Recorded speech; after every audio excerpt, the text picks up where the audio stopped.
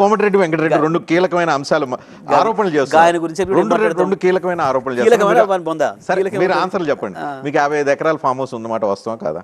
నా అఫిడవిట్లోనే పెట్టినా కదా. కొత్తగా నువ్వు అనుకునేది ఏంది? పెద్ద వాస్కోడి గామలేగా ఏదో కొలంబస్ లెక్క ఏదో కనుక్కున్నట్టు నా అఫిడవిట్లో ఉన్నదే ఉన్నది. అఫిడవిట్లో మీరు 2013 సంవత్సరం పెట్టిన అఫిడవిట్లో ఏమంటున్నా, ఏ సంవత్సరం ఇప్పుడు 11 కోట్ల రూపాయలు ఉంది లేటెస్ట్ అఫిడవిట్లో. ఏమో నాకు తెలియదు 11 మిగతా ఇచ్చేస్తే. నేను మీ దాంట్లో చూసింది 2014లో మీరు అఫిడవిట్లో చూపించింది కేవలం ₹1 ఆదాయం.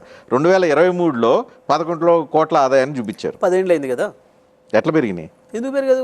దాని వాల్యూనే పెరిగింది. చూసుకోండి దాంట్లో ఏముందో చూడండి. దాంట్లో ఐటీ కట్టింది. అఫిడవిట్లో చూసుకోమంటారు. మొత్తం ఐటీ నోటీసులు ఇస్తుంది కదా ప్రతి సంవత్సరం. మీరే వ్యాపారాలు చేయరు నాకు తెలిసి. సింపుల్, ప్రతిదీ ఐటీలో ఉంది, ప్రతిదీ అఫిడవిట్లో ఉంది. దాంట్లో పెద్ద క్వశ్చన్ ఏముంది అంటే? అట్లా కాదు కదా, మీరు ఏం చేసి 10 కోట్ల ఆదాయం పెరిగిందో చూడండి. దాంట్లోనే ఉంది చూడండి. అది చూసి తెలుసుకోవడం మీరు చెప్పరు. చూసి తెలుసుకోమంటున్నా. దీంతో పాటుగా నీకు అధికారం కూడా ఉంది కదా. ఇప్పుడు ఏసీబీ ఉంది, విజిలెన్స్ ఉంది, చేసుకో. అదే విజిలెన్స్ పాయింటే వచ్చింది.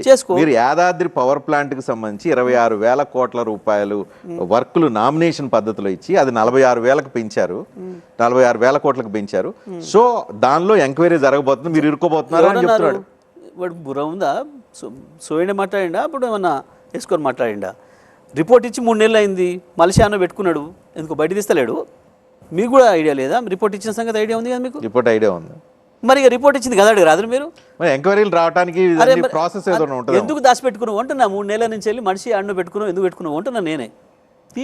ఫస్ట్ కాళేశ్వరం అసెంబ్లీలో పెట్టి చర్యలకు వెళ్తారు, ఆ తర్వాత నెక్స్ట్ మీ రిపోర్టే వస్తుందంట. ఎందుకు 3 నెలల క్రితమే ఇచ్చిందని ఎందుకు పెట్టలేదు?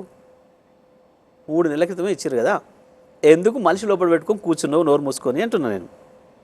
ఏముంది రెడీ అంటారు దీన్ని బట్టి? కొత్తగానే ఏంది? నేను అసెంబ్లీలో కదా ఛాలెంజ్ చేసింది, ఈ స్టూడియోలో కాదు కదా. అసెంబ్లీలో నేను ఛాలెంజ్ చేసింది. ఏమైంది? ఏడబన్నావు? ఎందుకు దాచిపెట్టుకుంటున్నావు? ఇప్పుడు నేనే రివర్స్ పెడతా. వెంకటరెడ్డి లెక్కలన్నీ తీస్తున్నా. నేనే రివర్స్ పెడతా మీ మీద. That is Jagadish. అది ఏం ధైర్యంతో నేను ఇస్తా?